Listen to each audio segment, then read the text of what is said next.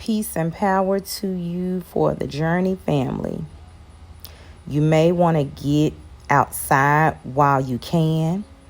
I've said it before, but I'm receiving the message again.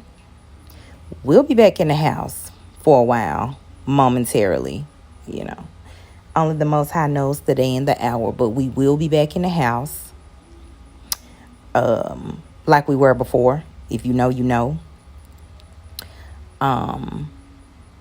It's imperative that if you are not a person that feels like you're used to being outside for whatever reason, because of insects, because of the temperature, you just don't like going outside, it's beneficial to you to do so, because there's going to come a time where you can't. I know you may not see it, but there's going to come a time where you won't be able to come outside. Just like I keep saying, there's going to come a time when you won't be able to think freely. It's the same thing. For whatever reason. That's just the message I'm receiving. I've never considered any time that I spent in nature outside to be a waste of time.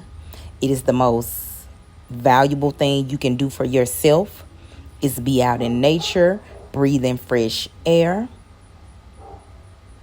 and being still, or just being grateful for nature. Because regardless of people not wanting you to see it, nature is truly, truly important to us. Some people may not understand it until it's too late. It's imperative to get outside if you have not done so. You can go outside of your home. You can walk down the street. You can go in your backyard, your front yard. You can go to the nearest park. You don't have to go anywhere extravagant.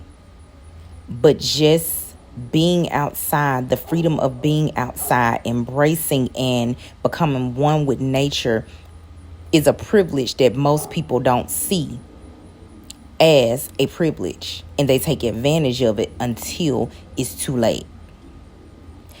When there comes the time again that it's time to be back in your house for an extended period of time, then you're going to see what I mean.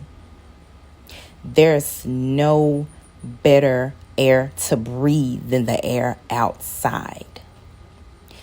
In the house, sitting under the air conditioner or whatever, is not the best. It's not the best for you, no matter how you feel. You also need to be mindful of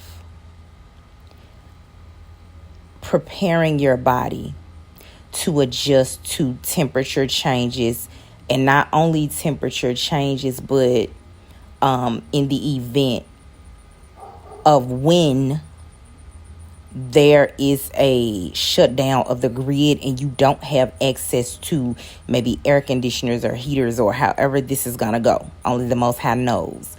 When you don't have access to those things, it's going to be uncomfortable if you have not prepared your body to, let's say, withstand more heat than usual, or withstand more cool or cold than usual.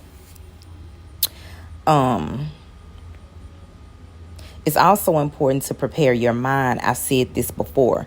Most people can't sit still.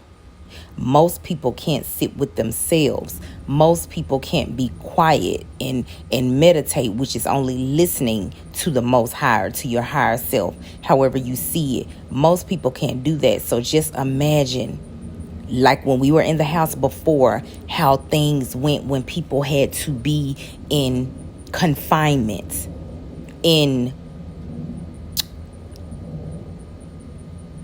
close proximity of others, when they didn't even know how to get along with themselves. You can't get along with nobody else if you can't get along with yourself. Prepare your mind, family. I'm just the messenger. Prepare your spirit to see things that you will not be able to unsee, and many of you are going to understand them. prepare your spirit. If you work on preparing your mind, your body, and your soul, you won't necessarily be concerned with what's coming, because you know that you will have the strength to endure whatever is happening, is going to happen. This is not about fear. This is about being prepared, because of the end. At the end of the day, there is nothing new under the sun, and everything that happens is supposed to happen.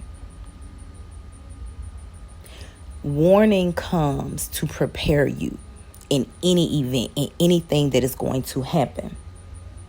A lot of people are not going to be able to deal because they don't want to heal and they don't want to listen.